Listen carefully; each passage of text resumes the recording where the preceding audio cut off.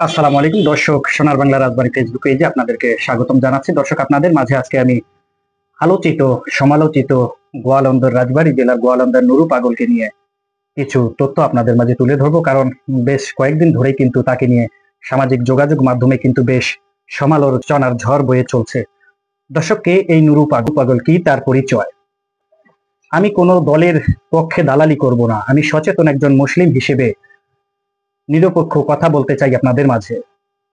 দর্শক, গত 23শে আগস্ট এই নুরু পাগল মৃত্যুবরণ করেন ঢাকার বেসরকারি একটি হসপিটালে।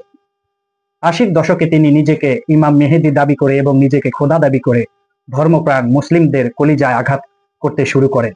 তারপর থেকে কিন্তু রাজবাড়ী জেলার মধ্যে তিনি ব্যাপক সমালোচনার মুখে পড়তে শুরু করেন। এরপর থেকেই কিন্তু তার ক্রমশই অপকর্ম করতে তিনি শুরু করেন।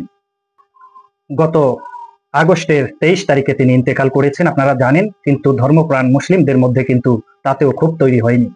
ক্ষোভ তখনই তৈরি হয়েছে যখন তিনি তার কবর, স্বাভাবিক কোনো কবর দেওয়া হয়নি তাকে, তার কবর মাটি থেকে 12 ফুট উঁচুতে বিল্ডিং করে সেখানে তাকে কবর দেওয়া হয়েছে। তাতেও ধর্মপ্রাণ মুসলমানদের মধ্যে কিন্তু কোনো ধরনের সমস্যা শুরু হয়নি। সমস্যা তখনই শুরু হয়েছে যখন তিনি মুসলিমদের কলিজার টুকরো কাবাঘর, সেই কবরটি তারা কাবার আদলে তৈরি করেছেন, তখনই কিন্তু মুসলিমদের মধ্যে ক্ষোভ তৈরি হয়ে যায়। যাকে সৃষ্টি না করলে এই পৃথিবী সৃষ্টি করতো না, আল্লাহর বন্ধু, তাকেও কিন্তু এই মাটিতেই শোয়ানো হয়েছে। অথচ পৃথিবীতে এর থেকে বড় বড় আলেম, বড় বড় বৈজ্ঞানিক, বড় বড় সুনামধারী লোকরাও কিন্তু মৃত্যুবরণ করেছেন, তাদেরকেও কিন্তু এই মাটিতেই শোয়ানো হয়েছে।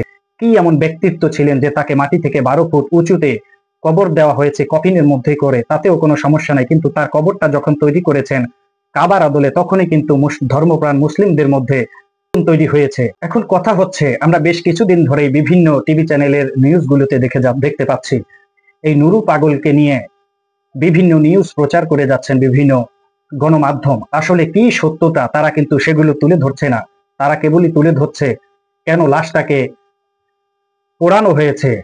আসলে এটার পক্ষে আমিও না, কারণ তাওহীদি জনতা কেন তার লাশটা পোড়ালো, এই প্রশ্ন কিন্তু আমারও থেকে যায়। আমারও কিন্তু এটা খুব খারাপ লেগেছে, কারণ একটা মানুষ যত খারাপই হোক না কেন, মৃত্যুর পরে কিন্তু তার তেমন কিছুই থাকে না।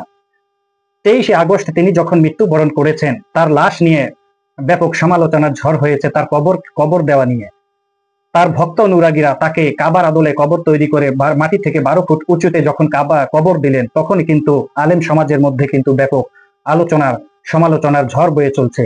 রাজবাড়ী জেলা প্রশাসন এবং তাওহীদি জনতা এবং নুরু পাগলের ভক্ত সমর্থকদের মধ্যে একাধিকবার বৈঠক হওয়ার পরেও কিন্তু তারা এটির কোনো সমস্যা সমাধান করতে পারেনি। বৃহস্পতিবার বিভিন্ন এলাকায় মাইকিংয়ের মাধ্যমে এই নুরু পাগলের কবরকে সাধারণ কবর দেওয়ার দাবি জানিয়ে তাওহীদি জনতা রাজবাড়ী জেলা প্রশাসকের সঙ্গে এবং নুরু পাগলের ভক্তবিন্দুর সঙ্গে একাধিকবার বৈঠক করেছেন, কিন্তু তাতে কোনো সুরা হয়নি।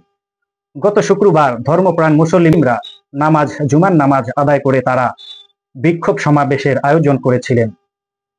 এক পর্যায়ে উত্তেজিত জনতারা জড়ো হতে থাকেন নুরু পাগলের মাজারের দিকে, কিন্তু ততক্ষণে সেখানে সেনাবাহিনী ও পুলিশ উপস্থিত হয়ে সাধারণ ধর্মপ্রাণ মুসলিমদেরকে সেখানে যেতে বাধা দেন। এক পর্যায়ে পুলিশের সঙ্গে সাধারণ তাওহীদি জনতার সংঘর্ষ শুরু হয়ে যায়। এতে কয়েকটি গাড়ি ভাঙচুর করে তাওহীদি জনতা। ওদিকে নুরু পাগলের সমর্থকরা তাদের লোহার গেইটে বিদ্যুৎ সংযোগ দিয়ে রাখেন সাধারণ তাওহীদি জনতার উপরে আক্রমণ তৈরি করার জন্য। কিন্তু ততক্ষণে পুলিশের ব্যারিকেড ভেঙে, সেনাবাহিনীর ব্যারিকেড ভেঙে তাওহীদি জনতা নুরু পাগলের বাড়ি ভাঙচুর করে অগ্নি সংযোগ করে কফিন বন্দী হয়ে যাওয়া তার লাশটিকে উদ্ধার করে আনেন গোয়ালন্দ পদ্মাপাড়ের মেন হাইওয়ে সড়কে। সেখানে তার লাশ এনে তাওহীদি জনতা এক পর্যায়ে ক্ষোভে ফেটে যায় এবং তার লাশটিকে আগুনে জ্বালিয়ে দেয়। যাকে সৃষ্টি না করলে পৃথিবীর সৃষ্টি হতো না, আল্লাহর বন্ধু হযরত মুহাম্মদ সাল্লাল্লাহু আলাইহি সাল্লাম, যিনি নবীদের সর্দার, এই ইমাম মেহেদী হিসেবে নিজেকে যিনি দাবি করতেন, নুরু পাগল, তিনি এই আল্লাহর বন্ধুকে অকথ্য ভাষায় বাজে মন্তব্য করেছেন। তিনি কোরআন অবমাননা করেছেন। তিনি নিজেকে ইমাম মেহেদী বলে দাবি করেছেন। তিনি দক্ষিণ দিকে মুখ করে নামাজ আদায় করতেন। তিনি বলতেন, কার জন্য নামাজ আদায় করব, কিসের জন্য নামাজ আদায় করব। তিনি তার নিজের নামে কালেমা তৈরি করেছেন। তিনি আজানকে বিকৃত করেছেন।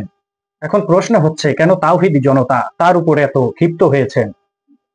80-র দশকে তিনি নিজেকে ইমাম মেহেদী দাবি করে মুসলিমদের মধ্যে আলোচনার ঝড় তৈরি করেন গোয়ালন্দের আলোচিত ইমাম মেহেদী খ্যাত নুরু পাগল। পাগলের লাশ যারা পড়িয়েছেন, আমি কোনো দলের পক্ষ নিয়ে কথা বলছি না, এখানে সকল শ্রেণী পেশার মানুষ ছিল, কারণ জুম্মার নামাজ আদায় করে যারা অংশগ্রহণ করেছিলেন। কিন্তু এখন একঘেয়ামি ভাবে একটা দলের উপরে দায়ভার দিলে এটা কিন্তু আসলে মেনে নেওয়া অসম্ভব।